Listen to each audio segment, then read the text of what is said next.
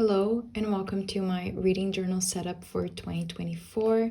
In this video, I'll be showing you all the spreads that I have done, and hopefully you'll take some inspiration for your own reading journal. And without further ado, let's just get started. This year, I chose a Lecterm 1917 as my reading journal. I have never bought this brand before, but I have heard of it. And the pages are quite thick. It is 120 gram each page, so the pages are quite thick and really nice, and I'm really enjoying it so far. And the first few pages, they just have the sizes, they have like content and indexes, which I haven't really used. And now moving on to my actual first spread, I guess, I have this little Winnie the Pooh calendar that I printed off of Pinterest, and I thought it was so cute. And this is just a reference page, so I can look back if I ever need to check a calendar or to check a date. I thought that this would be really useful in a reading journal. And then moving on to my actual first spread, which is probably also my favorite spread, we have my title page. I absolutely love how this title page turned out.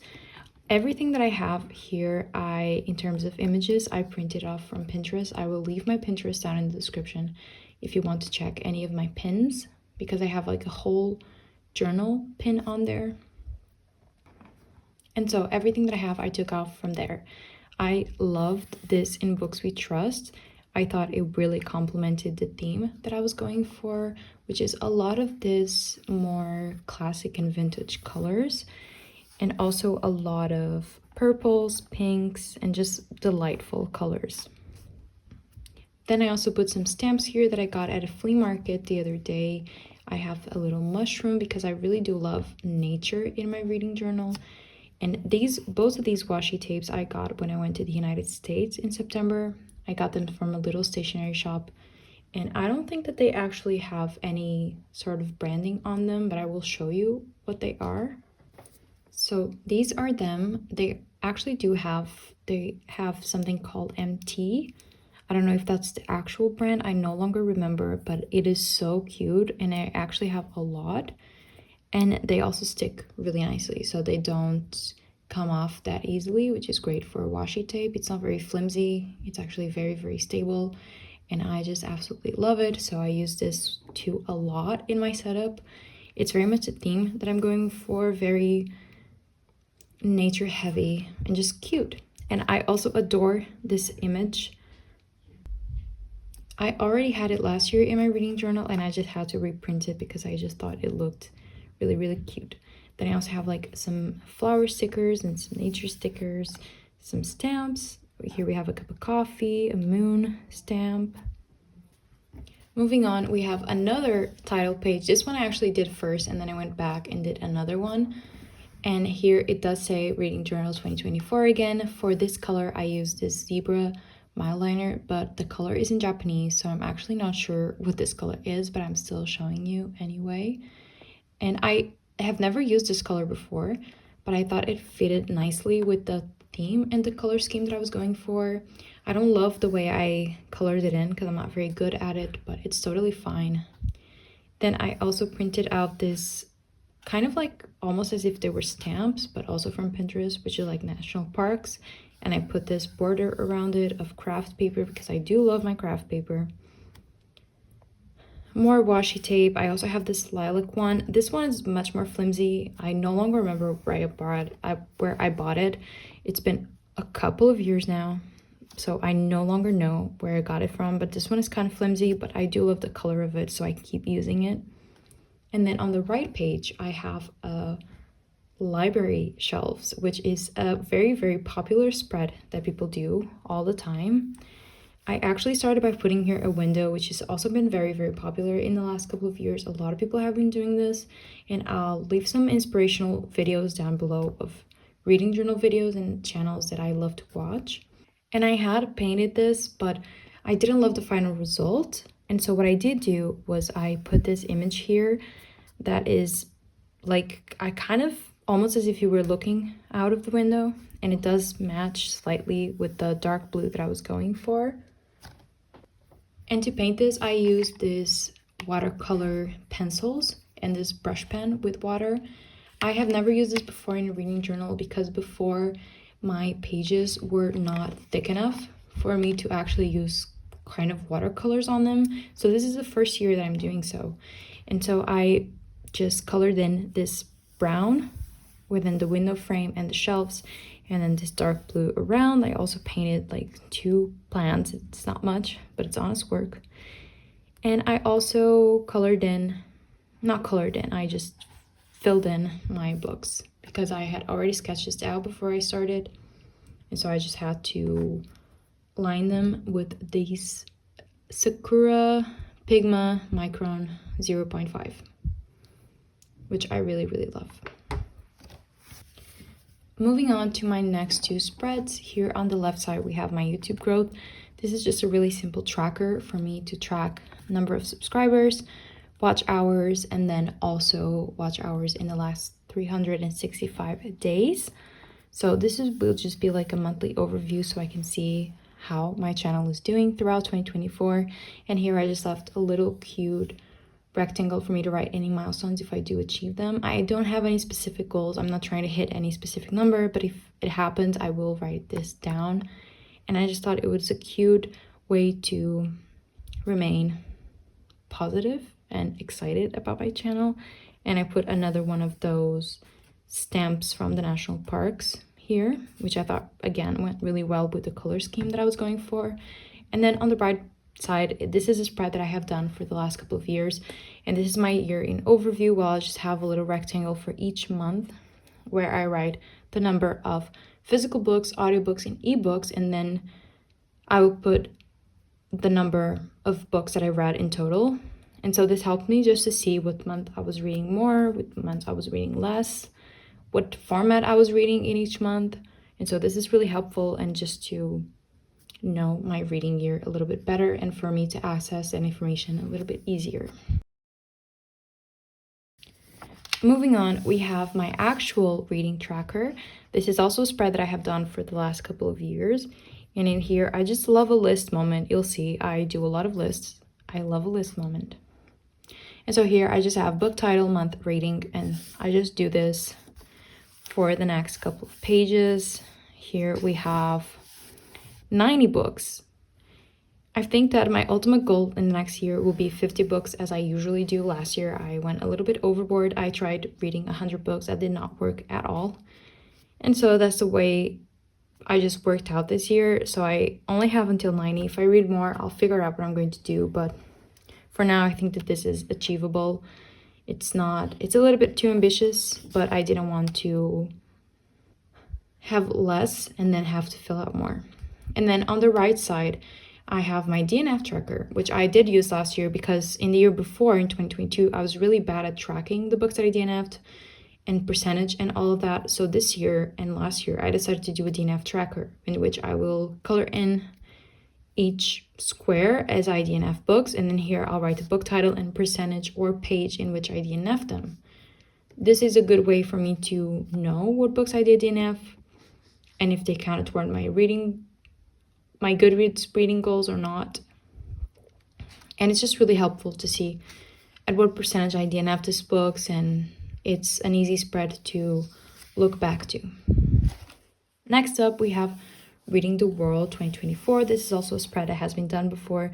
I think one of the first times that I saw this was in Plant-Based Bride YouTube channel. She does a lot of amazing reading journal and bullet journal videos as well as book videos, but her journaling videos are absolutely amazing. Last year I did a smaller map on just one side of the page. I ended up not using it because I didn't like the way I colored it. I am still unsure how I'm going to color this one, but yeah, I cut this down in the middle so it would fit the 2 pages. And actually this original map was blue, but I was out of blue toner, so it just printed out in this pink, which actually ended up helping me a lot because it does fit the color scheme that I'm going for, but it was totally accidental. And I'm still unsure how I'm going to color it because last year it did not go very well for me. So if you have any ideas of how I should color this as I read books from each country, do let me know because that would be really, really helpful actually. Next up, we have my series tracker. I did a very, very simple spread for this because I did not want to complicate things for me. As you can see, I love a list moment. I love it. And here we have all the series that I'm currently reading and that I'm currently interested in continuing, because there are a lot of more series that I'm in the middle of, but I'm simply not interested in them. I have DNF'd a lot of them. I do not have to finish a series when I start them.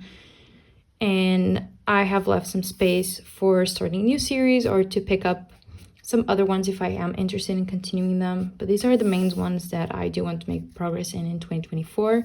This is an easy spread. I just numbered the number of books that are in the series and colored in the ones that I am currently reading. And moving on, we have my books to read in 2024. I'm unsure. I'm still going to do either 10 or 12 because last year it did not go very well for me. And I have a little cute envelope here. I love my little envelopes. Here they are. And I think that they look so cute. And then I just have the lists here. These lists are from last year. And I still need to put a new one for this year. And here I just printed out a couple more of my Pinterest pins.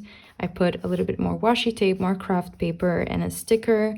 It's very simple, but I think it's very pleasing to look at. And then we have my physical TBR.